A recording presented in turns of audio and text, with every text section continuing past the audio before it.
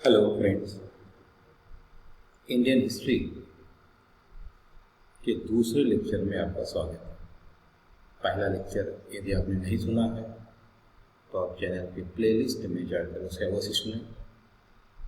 एक और महत्वपूर्ण बात आपसे ये शेयर करनी है कि आप ऑडियो ईयरफोन लगाकर सुनें तो आवाज़ अधिक स्पष्ट होगी।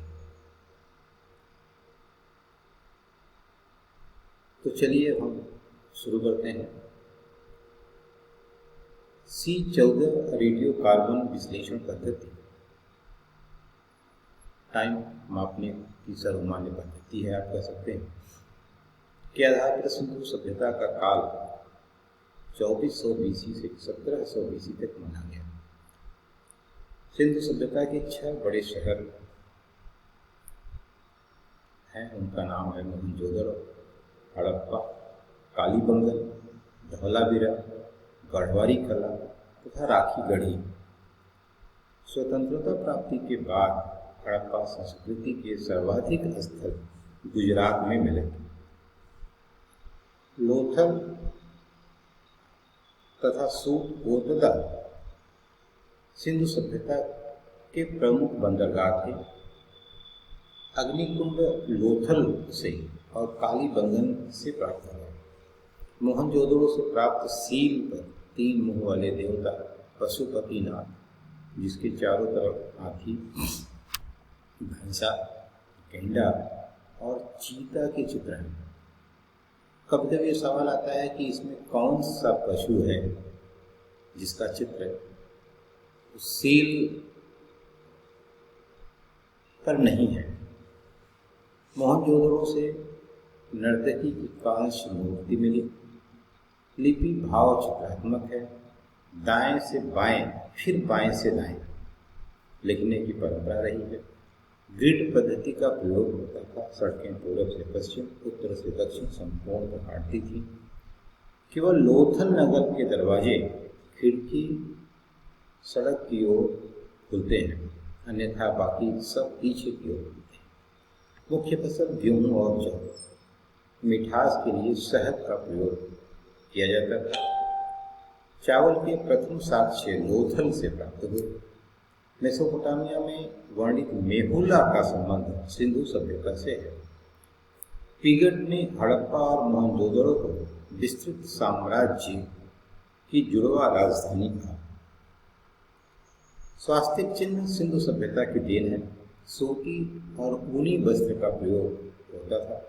पशुओं में कुबड़ वाला सांड पूज्य था। लाल मिट्टी बर्तन पर काली डिजाइन करने की परंपरा थी। पर्दा प्रथा और वेश्यावृत्ति प्रचलित थी। हड़प्पा में दफनाने, मोहनजोदड़ो में जलाने, कालीबंगन में दोनों अर्थात दफनाने और जलाने युग्म विधि के प्रमाण प्राप्त होते हैं। ऐसा अनुमान है कि सभ्यता का विनाश बाढ़ से हुआ। आगे से आग से पकी मिट्टी को टेराकोटा कहते हैं। कुछ प्रमुख शहर किन नदियों के किनारे बसे हैं और किस स्थान पर हैं। हड़प्पा रावी नदी के किनारे है। ये पाकिस्तान के मोंटगोमरी जिले में स्थित है। मोहनजोदड़ो, सीधे यही प्रश्न आ जाता है, मोहनजोदड़ो किस नदी के किनारे है और किस स्थान पर है। सिंधु नदी सिंध प्रांत लड़का। चन्हूदड़ो सिंध नदी के किनारे है, पाकिस्तान में। कालीबंगन घग्गर नदी के किनारे है, राजस्थान में। आलमगीर हिंडन नदी के किनारे है, मेरठ उत्तर प्रदेश में। लोथल ओगवा नदी अहमदाबाद। धौलावीरा रंगोई कच्छ जिला गुजरात। वैदिक सभ्यता। वैदिक काल 1500 BC से 1000 BC के मध्य माना जाता है। उत्तर वैदिक काल को 1000 BC से 600 BC के मध्य माना जाता है। मैक्स मूलर ने आर्यों का मूल स्थान मध्य एशिया बताया। वे पहले पंजाब और अफगानिस्तान में बसे। वैदिक सभ्यता ग्रामीण थी। भाषा संस्कृत थी। प्रशासनिक इकाई कुल, ग्राम, विश्व, जन और राष्ट्र। ग्राम को ग्रामीणी, विश्व को विश्वपति, जन को राजन कहते थे। कभी कभी ये सवाल प्रत्यक्ष रूप से भी पूछा जाता है। पुरोहित और सेनानी प्रमुख होते थे। वशिष्ठ रूढ़वादी तथा विश्वामित्र उदार माने जाते थे। सभा विशिष्ट लोगों की होती थी, समिति सामान्य लोगों की होती थी। अध्यक्ष को ईशान कहते थे। स्त्रियां भाग लेती थी। युद्ध के लिए उपविष्ट शब्द का प्रयोग किया गया। गाय की खोज, दशराग्य युद्ध, पुरुषणी नदी, इसको आज रागी कहते हैं, के तट पर सुदास तथा 10 जनों के मध्यवर्ती, जिसमें सुदास विजयी हुआ। दशराग्य युद्ध सीधे पूछा जाता है कि किस नदी के किनारे हुआ, किसके बीच हुआ, कौन जीता। परिवार का मुखिया कुलक, बाल विवाह, पर्दा प्रथा नहीं था। विधवा को देवर से शादी करने का अधिकार प्राप्त था।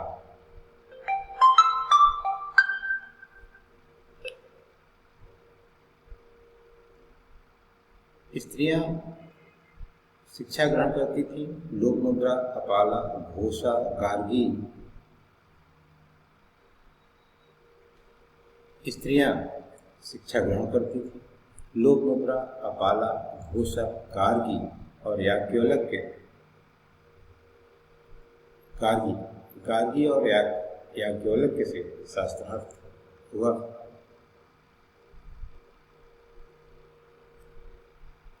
प्रमुख पेय पदार्थ सोमरस, जो वनस्पतियों से बनता था।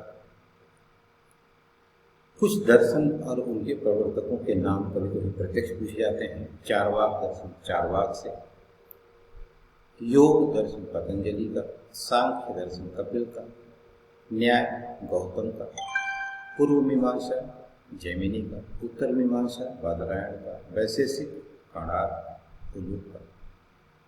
सांख्य दर्शन कपिल का सबसे प्राचीन माना जाता है। मुख्य व्यवसाय कृषि और पशुपालन। प्रिय पशु घोड़ा, देवता इंद्र, धातु लोहा थी। सरस्वती पवित्र नदी। वेदों में गंगा 1 बार, जमुना 3 बार, सिंधु का उल्लेख सर्वाधिक हुआ है। दिशा का उत्तर वैदिक नाम और राजा का नाम क्या था? दिशा है। पूर्व को प्राची कहते थे, राजा का नाम सम्राट था। पश्चिम को प्रतीची कहते थे, राजा का नाम सौराष्ट्र था। उत्तर को उदीची कहते थे, राजा का नाम विराट था। दक्षिण को भी उदीची, दक्षिण को दक्षिणी, मध्य को मध्य। दक्षिण राजा का नाम भोज और मध्य में राजा कहते थे। उत्तर वैदिक काल। उत्तर वैदिक काल में राज्याभिषेक के समय राजसु यज्ञ होता था। उत्तर वैदिक काल में वर्ण व्यवसाय के स्थान पर जन्म के आधार पर हल को सिरा और हल रेखा को सीधा कहते हैं। निष्क और शतमान मुद्रा की इकाइयां थी। प्रथम बार कौशाम्बी में पक्की ईंटों का प्रयोग हुआ। गोत्र नामक संस्था का उदय हुआ। सांख्य प्राचीनतम दर्शन है। 25 तत्व। प्रथम तत्व प्रकृति है। सत्यमेव जयते मुंडक उपनिषद से लिया गया है। यज्ञ की तुलना इसमें टूटी नाहों से की गई है। सत्यमेव जयते कहाँ से लिया गया है, ये प्रश्न प्रायः परीक्षाओं में पूछा जाता है। गायत्री मंत्र सावित्री नामक देवता को संबोधित है। महाभारत, रामायण, महाकाव्य। महाभारत का पुराना नाम जय संहिता, ये प्रायः परीक्षा में आया है। वेदांत दर्शन का मौलिक ग्रंथ ब्रह्मसूत्र और दर्शन की रचना बादरायण ने की।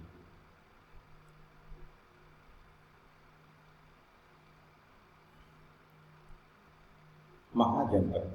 बौद्ध ग्रंथ अंग्योत्तर निकाय के अनुसार 6ठी शताब्दी पूर्व कुल 16 महाजनपद थे। अक्सर ये सवाल आता है, पूछा गया है कि 16 महाजनपदों का विवरण सर्वप्रथम कहाँ प्राप्त होता है? तो अंग्योत्तर निकाय से प्राप्त होता है। यहाँ किस प्रदेश में वर्तमान समय में कोई महाजनपद विद्यमान है, उनको प्रस्तुत करने का प्रयास किया गया है। बिहार में महाजनपद है अंग, मगध और बज्जी। जिनकी राजधानियाँ चंपा, अंग की राजधानी मगध, गिरी राजगिरी, बज्जी की वैशाली। अंग भागलपुर मुंगेर तक विस्तृत है, मगध पटना और गया तक, बज्जी दरभंगा। उत्तर प्रदेश में काशी वाराणसी क्षेत्र में, कौशल श्रावस्ती, वत्स कौशाम्बी, पंचा अहिक्षण, चेदी शक्तिमती। यही क्षेत्र का क्षेत्र जो है जो बरेली, बदायूं, फर्रुखाबाद है। शक्तिमती का बुंदेलखंड है। कंबोज, फाटक, सूरसेन, मथुरा, मन, कुशावती, देवरिया। मध्य प्रदेश में अवंती, उज्जैन, मालवा क्षेत्र है। दिल्ली के आसपास कुरु, इंद्रप्रस्थ है। राजस्थान मत्स्य, विराटनगर। दक्षिण भारत अशमक, पोर्टल है। पाकिस्तान में गांधार, तक्षशिला।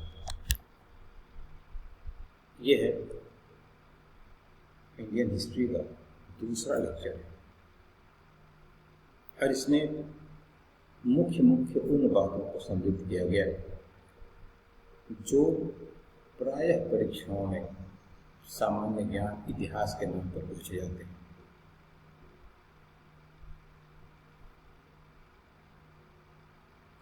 चैनल को सब्सक्राइब करना न भूलें, इसे शेयर करना न भूलें, बेल आइकन दबाना न भूलें ताकि जैसे ही कोई नया नोटिफिकेशन हो आपको तुरंत प्राप्त हो जाए।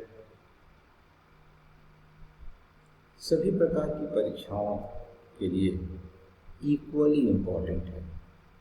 सामान्य ज्ञान से संबंधित वही तथ्य सम्मिलित किए गए हैं जो निश्चित रूप से परीक्षाओं में पूछे गए हैं और प्रत्येक लाइन इस नोट्स की अपने आप में एक प्रश्न है। इसलिए इसे बार बार सुनने का प्रयास करें। जितनी बार सुनेंगे उतना ही आपके लिए फायदेमंद होगा। अधिक से अधिक लोगों में शेयर करें ताकि अधिक लोगों को फायदा हो सके। धन्यवाद।